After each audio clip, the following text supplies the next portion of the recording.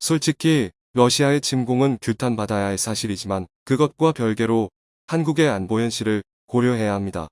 중공과 북한만으로도 힘든데 러시아까지 완전적으로 돌려버린다면 한국의 안보 상황은 최악에 처할 수 있다는 걸 유념해야 합니다. 안녕하세요. 이는 현재 우크라이나 정세가 거의 마지막을 향해 가고 있는 시점이라는 점 때문입니다. 현재 러시아는 우크라이나에 거의 운용 가능한 무기들을 상당히 소진한 상황으로 알려져 있습니다.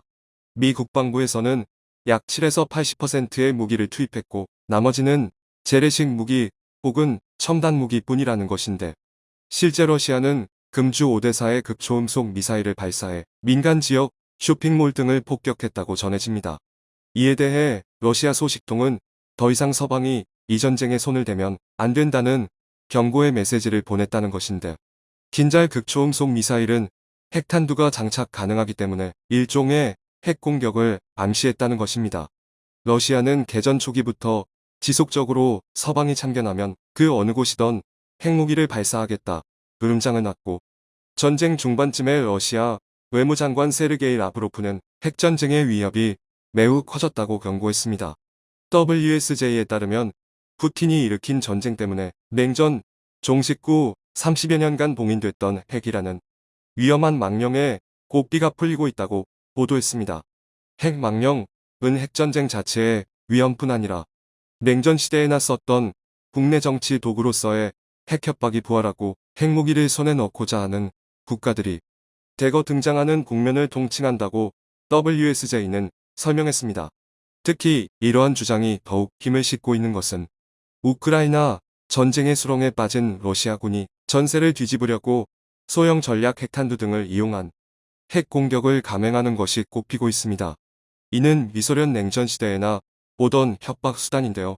그러면서 자칫 이런 면을 중국이 배울 수도 있는데 중국은 대만 침공을 시작함과 동시에 주변국에게 참전하면 곧바로 핵을 발사하겠다고 으름장을 놓을 수 있는 가능성이 매우 크다는 것이며 김정은 북한 국무위원장 역시 남한이나 일본을 위협하는 방법으로 핵 협박 카드를 고수할 수 있고 핵 보유국인 인도나 파키스탄 역시 러시아의 상황을 주시하고 있다고 신문은 덧붙였습니다. 또한 이런 상황이 일어나다 보니 일본은 물론이고 한국 등 다양한 나라가 핵 보유에 관심을 갖고 있으며 이들도 제2의 우크라이나가 되지 않으려면 결국 핵 보유밖에 답이 없다고 결론이 난다는 것입니다. 실제 많은 나라가 우크라이나가 과거 포기한 핵탄두를 여전히 갖고 있었더라면 러시아가 침공을 감행하는 모험을 할 수 있었겠느냐고 반문한다고 WSJ는 전했습니다. 그런데 한편으로는 러시아가 킨잘 미사일까지 손을 댄 것은 무기 부족이라는 의견도 나옵니다. 오데사가 남부를 봉쇄하는 데 있어 러시아의 중요 지역이긴 하지만 겨우 민간 지역을 포격하려고 극초음속 미사일까지 투입했다는 것은 현재 극도로 전략 물자가 부족한 게 아니냐는 의견이 나온 것이죠. 러시아가 킨잘 한 발을 발사하려면 천문학적 금액을 소진하는데 현 시점에 그게 말이 안 된다는 것입니다. 따라서 서방에서는 러시아가 거의 마지막 상태에 다다랐다고 보면서 무기를 더욱더 투입하려는 것입니다. 실제 영국 FT에 따르면 미 국방부에 무기를 납품하는 각종 군수업체들은 엄청난 호황을 맞고 있는데 이는 당장 우크라 전장에 무기 공급량도 늘었고 제블린이나 스팅어 등을 생산해온 업체인 로키드 마틴, 레이시온 테크놀로지, 제너럴 다이나믹스 등 미국에서 손꼽는 방산업체들이 수혜 업체라는 것입니다. 또한 서방의 전략도 대폭 수정되었다는 점으로 서방 국가가 재무장을 서두르고 있는 국면인 것입니다. 이미 독일은 GDP의 2% 이상을 국방비에 투입하기로 결정하면서 과거로 회귀한다는 말도 나오고 있습니다. 또한 북유럽 국가는 나토 가입을 서둘러 검토하고 관련 군수무기 수입도 늘리려고 준비 중입니다. 그러다 보니 각종 군수업체들의 오퍼가 넘쳐나고 있고 그에 따라 수혜를 보는 국면이 나온다는 것입니다. 한국 역시 다양한 무기들을 보유한 국가로 당연히 유럽 국가의 리스트에 오르고 있습니다. 제블린과 스팅어, 지대공 미사일 등의 역할을 저렴한 가격에 훌륭히 해내는 천궁과 신궁 등이 언급되고 있고 실제 한국의 무기들은 중동에서도 사용된 바 있고 UAE는 한국과 천공을 4조 원가량 계약하다 보니 한국도 앞으로 각종 방산업체들이 전 세계적으로 무기 수출이 늘어날 것으로 예상되고 있습니다. 그런데 문제는 미국을 중심으로 한 나토의 43개국 회의가 열리면서 한국이 얽히게 된 것입니다. 최근 미국은 미국의 국방부와 국무부 장관이 우크라이나 지원에 관한 회의를 나토 주재로 열었고, 비나토국이지만 한국, 일본, 호주 등이 역시 이 회의에 참가하는 모습을 보였습니다. 이 회의의 중심 내용은 비공개였지만 우크라이나의 무기 공급에 대한 것이 주요 내용이었기 때문에 이와 관련한 각국의 의견을 수집하면서 한국도 동시에 포함된 것으로 알려지고 있습니다.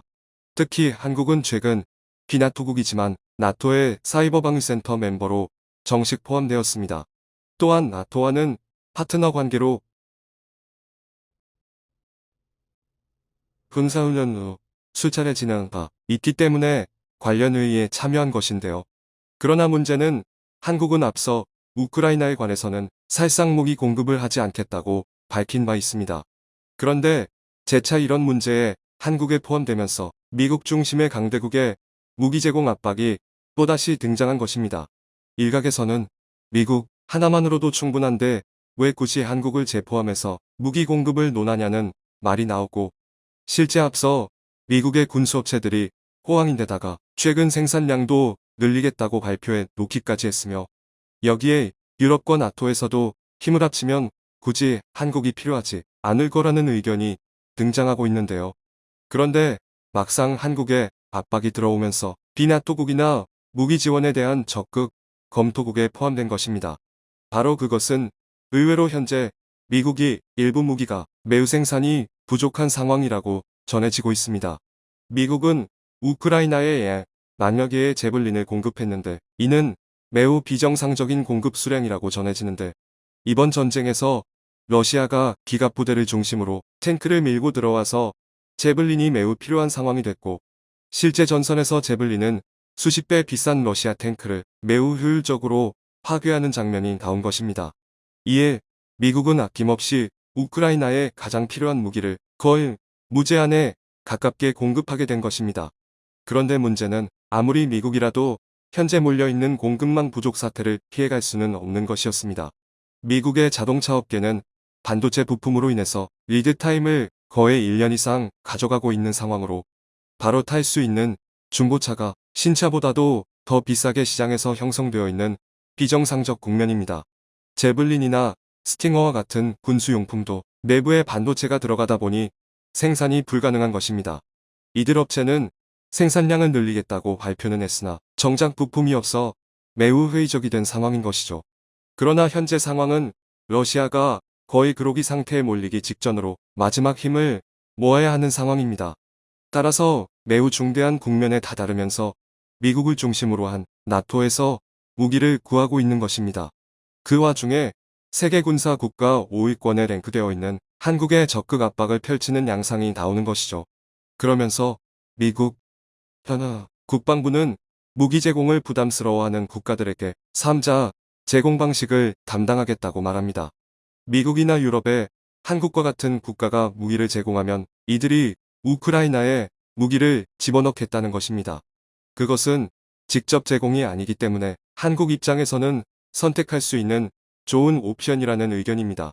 아시아에서도 대만과 일본은 한국의 군사력을 유사시 활용해야 한다는 주장이 나오고 있는데, 대만에서는 중국이 대만 침공 시 미국은 공군을, 한국은 육군을 제공해 줄 걸로 판단하고 있으며, 일본도 한국을 퀴드 플러스에 가입시켜서 60만 한국 병력을 이끌어 와야 한다는 입장을 보입니다. 다들 삼엄한 국제 상황에 놓여 있는 국면이다 보니 군사력이 높은 한국을 언급하고 있는 셈입니다. 일부 일본 채널에서는 6.25 전쟁에서 도움을 받은 한국이 이제 보답할 차례라는 의견도 내고 있습니다. 한국이 유엔군 등 서방의 도움을 받았는데 이제 서방의 요청을 뿌리쳐서는 안 된다는 지적을 하는 것이죠. 물론 한국도 방산 수출에 드라이브를 걸고 있기 때문에 이러한 국면이 한편으로는 좋은 기회이긴 합니다만, 안타깝게도 한국의 많은 무기에는 러시아의 각종 기술이 포함되어 있는 상황이라는 것이고, 현재와 같은 국면에서 유럽과 미국 등의 한국 무기를 제3자 방식으로 제공할 시 눈에 크게 뜬다는 것입니다. 러시아에서는 한국 무기가 자국을 공격하게 되는 국면이 된다면 상황이 매우 복잡해지는 것입니다. 당장 러시아의 기술이 들어간 각종 무기가 문제가 되면 불공사업 협의가 깨지게 되는 것으로, 러시아는 이를 빌미로 북한에 본격적인 미사일 기술 및 각종 군사 기술을 제공할 수도 있다는 의견이 나옵니다. 또한 현재 러시아에 입주해 있는 한국의 대기업들은 물론 한국과의 각종 프로젝트들도 고려해야 할 것이고, 누리호 발사를 가능하게 할 로켓 기술 등이 차세대로 완성돼야 하는 국면에 발목 잡히게 된다는 의견도 나옵니다. 또한 동북아시아에서 안 그래도 중국이 카디즈를 침범하며 한국에 시비를 걸고 있는 국면인데, 만약 러시아까지 이것에 가세한다면 한국은 일본처럼 괴롭힘에 상시 노출된다는 우려도 등장합니다. 현재 영국과 프랑스가 우크라이나 직접적 무기 지원을 지속적으로 행하고 논의하고 있는 상황인데, 러시아가 이것에 대해 대놓고 핵무기 위협을 가하고 있는 국면도 바로 그러한 맥락입니다. 최근 러시아는 공영방송에서 영국 근처에 핵무기를 발사해 핵 쓰나미가 몰아치게 하겠다는 의견을 냅니다. 영연방 국가조차 러시아가 압박을 하는데 한국이 불필요한 다툼에 휘말릴 필요가 있냐는 것입니다. 다만 이러한 미국의 요청이 긴박해 완전 무시할 수 없다면 은밀하게 이어져야 한다는 의견도 나옵니다. 대놓고 한국의 무기 공여 정황이 드러내는 게 아니라 미군 측을 통해 간접 지원이 돼야 한다는 의미입니다. 어찌되었든 한국 무기의 대부분 러시아 기술이 적용된 게 많기 때문에 더욱 그러한 것입니다. 이와 같이 현재 러시아는 물론이고 미국에서조차 무기가 많이 소진되는 국면이 등장함과 동시에 서방에서 내친 김에 러시아를 패전 혹은 종전까지 치닫게 하려고 무기를 수집하는 국면이 나옵니다. 그러나 한국 입장에서 과연 이러한 분위기를 수금해 무기 공급을 해야 하는지 갑론을박이 이어집니다. 한 누리꾼은 러시아가 전범이라도 등에 칼을 꽂는 행위라면서 경계하기도 하고, 다른 한편에서는 압박이 심하다면 아무도 모르게 은밀한 방향으로 무기 제공이 돼야 한다는 주장도 나오고 있습니다. 청중의 일부 의견. 나토 자체적으로 해결할 일이지 아무 상관없는 한국을 희생양 방패막으로 삼겠다는 거잖아요. 우리 미치상 러시아까지 적으로 돌리면 사면초가임. 우크라이나 전쟁은 안타까운 일이지만 통일이 됐거나 일본이나 중공이 약해지기 전엔 러시아는 적으로 만들면 안 됨. 우리나라는 북한과 휴전 중이지만 언제 전쟁 날지도 모른다는 것도 현실인데 왜 자꾸 본인들 상황만 생각하는지 모르겠네요. 강력하게 거절하는 게 맞는 것 같고, 중국도 그렇지만 특히 일본은 아군이 아니기 때문에 우리는 견제해야 할 나라가 많은 것 같습니다. 미국이 한국 동맹국이라 생각하면 한국 좀 이용하지 마라. 곤란한 상황 만들어 놓고 또 나 몰라라 할 것인데, 전범국 일본은 한국에 이래라 저래라 하지 말고 입 좀 닥치고 있어라. 시청해주셔서 감사합니다.